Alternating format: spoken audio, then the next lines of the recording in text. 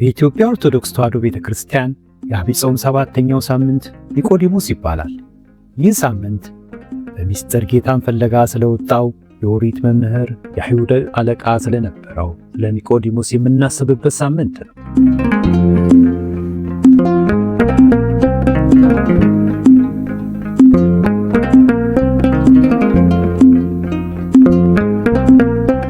ኒቆዲሞስ ለምን በሌሊት መጣ?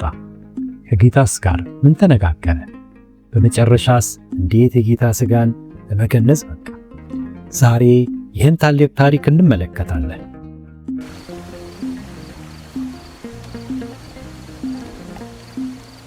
ራባይ ኒቆዲሞስ ከፈሪሳውያን ወገን የሆነ የአይሁድ ሸንጎ አባልና የእስራኤል መምህር ተብሎ የሚጠራ ሰው ነበረ።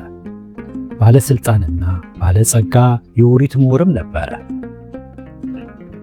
መምህር ሆይ፣ እግዚአብሔር ከእርሱ ከሆነ በቀር አንተ የምታደርጋቸው እነዚህ ምልክቶች ሊያደርግ የሚችል የለምና መምህር ሆነ ከእግዚአብሔር ዘንድ እንደመጣህ እናውቃለን አለ ኒቆዲሞስ።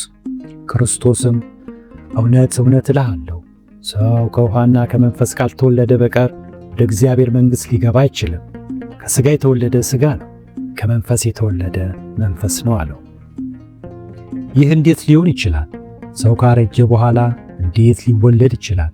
ሁለተኛስ ወደ እናቱ ማፀን ገብቶ ይወለድ ዘንድ ይችላልን? አለ ኒቆዲሞስ። ክርስቶስም ዳግመኛ ልትወለድ ያስፈልጋችኋል ስላልኩ አታድንቅ።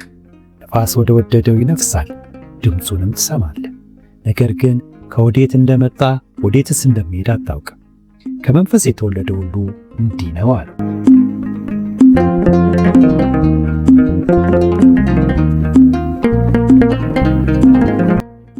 ኒቆዲሞስ ዳግመኛ መወለድ የሚለውን ቃል ሰምቶ በአእምሮ የመጣው ሥጋዊ ልደት ብቻ ነበር።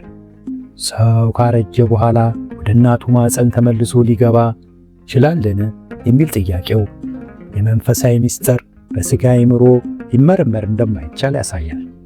እርሱም የኦሪት ሊቅ ቢሆንም ክርስቶስ ይዞት የመጣው አዲሱ የመንግሥተ ሰማያት ምስጢር ግን መረዳት ተሳነው። አንተ የእስራኤል መምህር ስትሆን እንዴት ይህን አታውቅም ተብሎ ተወቀሰ።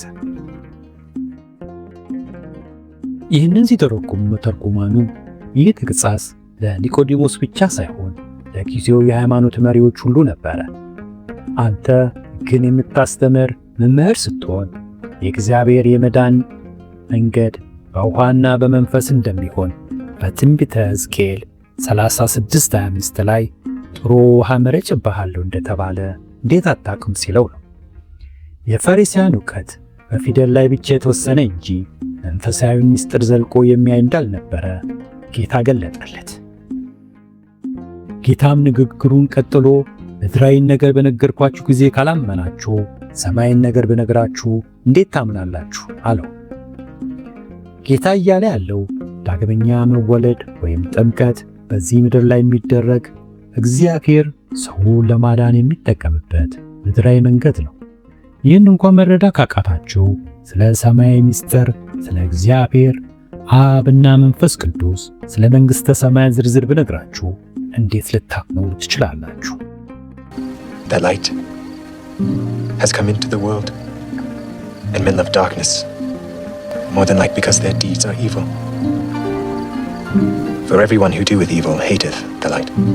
የኢትዮጵያ ኦርቶዶክስ ቤተክርስቲያን ሊቃውንት ይህን ሲተረጉሙት ኒቆዲሞስ የመጣው ስለ ጌታ ተአምር ለማወቅ ነበር። ጌታ ግን ወደ ዋናው የመዳን መንገድ መራው፣ ወደ ጥምቀትና ንስሐ። ይህም ለእኛ የሚያስተምረን ሃይማኖት በተአምራት ብቻ ሳይሆን በመንፈስ ቅዱስ በአዲስ ፍጥረት የመሆን ሂደት ነው ይላሉ።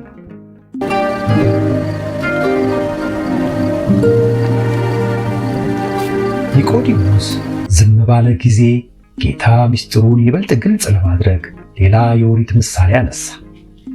በእስራኤል ዘመን ሕዝቡ በእግዚአብሔር ላይ በማጉረምረማቸው ምክንያት እባቦች ተለቀቀባቸውና ብዙ ሰዎች ተነደፉ። ሙሴም ወደ እግዚአብሔር ጮኸ። እግዚአብሔርም የነሐስ እባብ ሥራና በዓላማ ላይ ስቀለው፣ እባቡን የነደፈው ሁሉ እርሱን ሲያይ ይድናል አለ። ሙሴም የነሐስ እባብ ሰርቶ በዓላማ ላይ ሰቀለው። እባብም የነደፈው ሰው የነሐስ እባቡን ሲያዩ ዳኑ። ጌታ ይህን ታሪክ ለኒቆዲሞስ ሲነግረው ያ የናስ እባብ የመስቀሌ ምሳሌ ነው እያለው ነበር። እባብ የኃጢአትና የዲያብሎስ ምሳሌ ነው። ነሐስ የእሳት ምሳሌ ነው። የናስ እባብ የእባብ መልክ ነበረው፣ ነገር ግን መርዝ ወይም ኃጢአት አልነበረው። ክርስቶስም የሰው መልክ ይዞ መጣ፣ ነገር ግን ኃጢአት አልነበረው። የነሐስ እባብ ከፍ ብሎ እንደተሰቀለው ክርስቶስም በመስቀሉ ላይ ከፍ ብሎ ይሰቀላል። ያንን የነሐስ እባብ የሚያዩ እንደሚድኑ በመስቀል ላይ የተሰቀለውን ክርስቶስን በአምልኮትና በእምነት የሚያዩትና የሚያምኑበት ሁሉ ኃጢአት እባብ መርዝ ይድናሉ።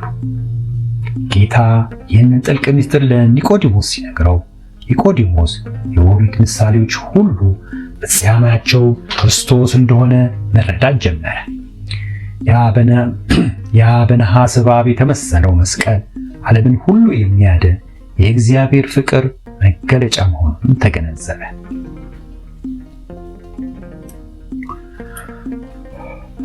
ጌታ ኒቆዲሞስ የነገረው ትልቅ ምስጢር ሰው ከውሃና ከመንፈስ ካልተወለደ በቀር ወደ እግዚአብሔር መንግሥት ሊገባ አይችልም የሚለውን ነው።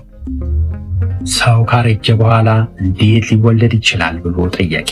ጌታ ግን ስለ ሥጋዊ ልደት ሳይሆን ስለ ጥምቀት፣ ስለ መንፈሳዊ ልደት አስተማሩ። የኢትዮጵያ ሊቃውንት እንደሚሉት ኒቆዲሞስ በሌሊት የወጣው አይሁድን በመፍራት ቢሆንም ጌታ ግን በሌሊት የመጣውን ኒቆዲሞስን የብርሃን ልጅ አድርጎ ለወጠው። He's condemned already,